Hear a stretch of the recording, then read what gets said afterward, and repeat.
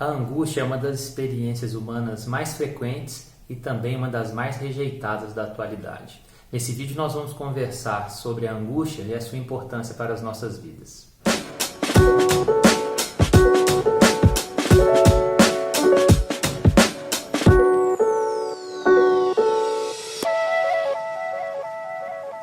Olá pessoal, aqui Juliano Napoleão, seja bem-vindo ao nosso canal, em que nós conversamos sobre os desafios da nossa realização pessoal e social a partir das contribuições da filosofia, dos direitos humanos e das diferentes manifestações culturais. Se você tem interesse nesse tipo de conteúdo, eu te convido a se inscrever no canal, a clicar no sininho para ser notificado dos próximos vídeos e também a interagir comigo aqui pelos comentários e nas diferentes redes sociais. Hoje nós conversamos sobre a angústia. E a ideia é buscar compreender como essa experiência tão intensa e tão frequente é tão rejeitada. E a partir daí termos a possibilidade de identificar qual é o potencial que a vivência da angústia traz para a nossa realização humana. Bom, para descrever como a angústia tem sido experimentada no cotidiano, é muito importante a gente se vincular às contribuições da filosofia e da sociologia. Nesse sentido, o filósofo sul-coreano Byung-Chul Han, ele nos apresenta que um dos fatores que intensifica a nossa condição de angústia é que o mundo atual se organiza de uma maneira a nos cansar ao nos expor reiteradamente a uma série de escolhas diante de múltiplas possibilidades. Isso se coloca desde as escolhas mais simples, e você já deve ter tido essa experiência de buscar assistir um filme e demorar mais tempo para escolher qual filme assistir, ao invés de assistindo o próprio filme, e as escolhas mais complexas, como qual carreira profissional seguir, com qual pessoa viver e assim por diante. O fato é que a nossa sociedade se organiza tendo como uma das suas características centrais a pressão decorrente da diversidade de caminhos possíveis. E a partir daí nós somos convocados a repetirmos escolhas marcadas por um compromisso exclusivamente com a nossa realização egóica. E isso é deprimente. Quando essas escolhas reiteradas se fazem como uma repetição mecânica da afirmação de uma imagem que o sujeito tem de si, alheia ao seu compromisso com as pessoas com quem eles interagem, com quem essa pessoa interage, nós temos uma enorme perda de vitalidade.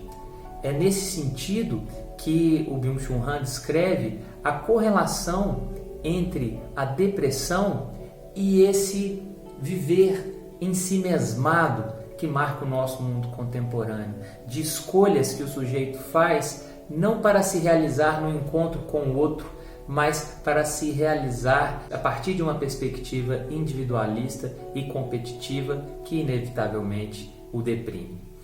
Também nessa perspectiva de crítica ao modo pelo qual o nosso mundo e a nossa vida social nos oferece condições para a nossa realização, o filósofo polonês Zygmunt Bauman nos apresenta a ideia da liquidez dos nossos referenciais. Ele descreve o mundo atual como sendo um mundo líquido.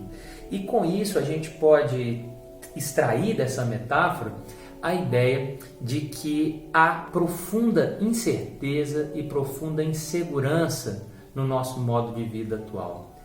Isso se revela tanto nas relações interpessoais quanto na nossa vida pública. A imprevisibilidade, a incerteza, o descrédito dos referenciais que antes eram reconhecidos como válidos fazem com que a maioria de nós se reconheça incapaz de manifestar compromissos de longo prazo. E isso vale tanto para um casamento quanto para a participação cidadã na construção de um projeto de país. As pessoas têm essa incerteza e essa insegurança como uma dinâmica que mina a possibilidade delas viverem projetos de longo prazo.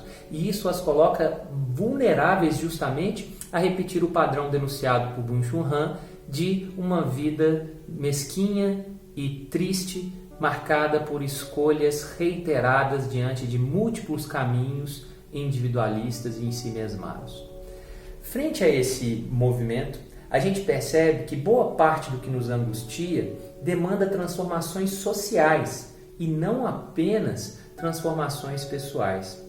E isso se revela ainda mais grave quando a gente considera que, infelizmente, a angústia muitas vezes é desconsiderada e confundida com os transtornos de ansiedade e de depressão. O fato é que a própria depressão tem sido muitas vezes reduzida aos seus aspectos que se revelam como desequilíbrio químico cerebral.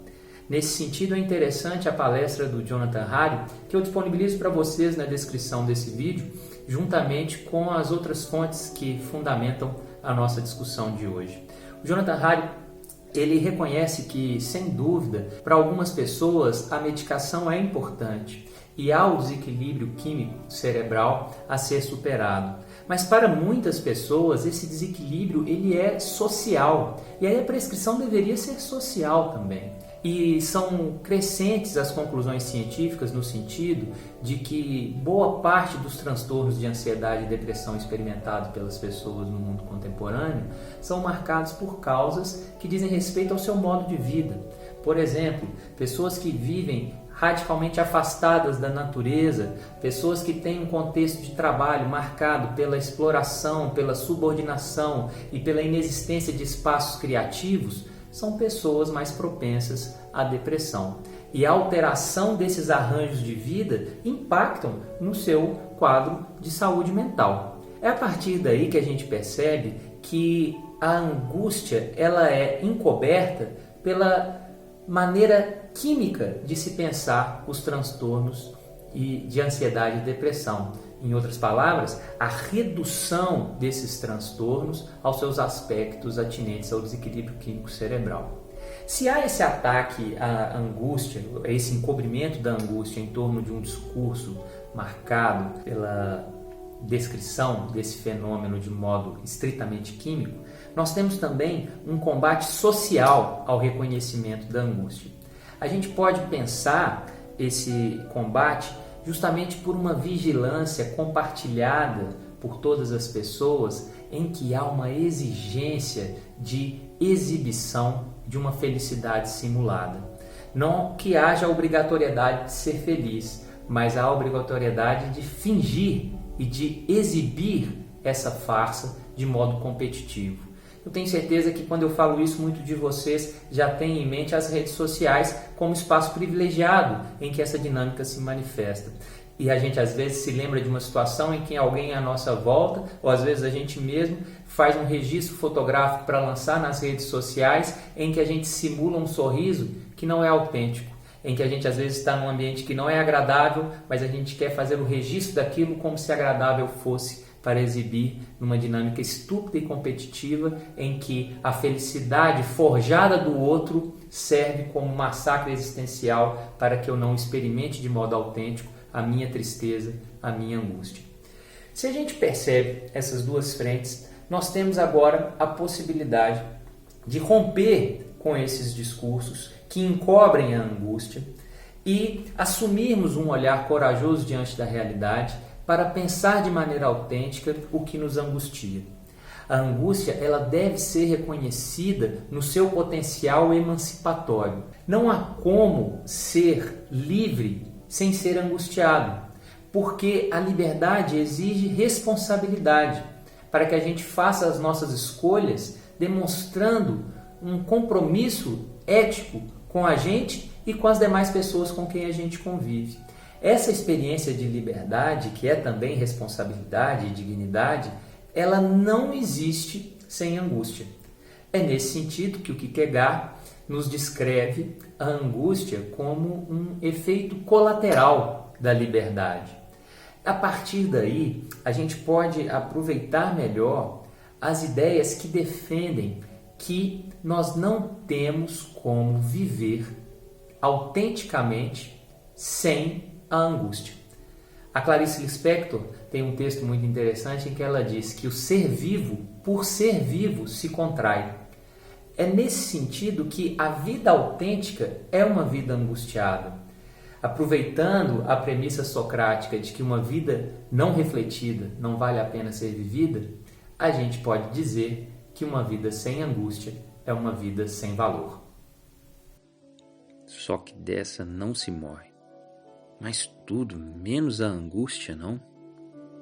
Quando o mal vem, o peito se torna estreito e aquele reconhecível cheiro de poeira molhada naquela coisa que antes se chamava alma e agora não é chamada nada. E a falta de esperança na esperança. E conformar-se sem se resignar. Não se confessar a si próprio porque nem se tem mais o quê. Ou se tem e não se pode, porque as palavras não viriam. Não ser o que realmente se é e não se sabe o que realmente se é. Só se sabe que não se está sendo. Então vem o desamparo de se estar vivo. Estou falando da angústia mesmo, do mal. Porque alguma angústia faz parte. O que é vivo, por ser vivo, se contrai.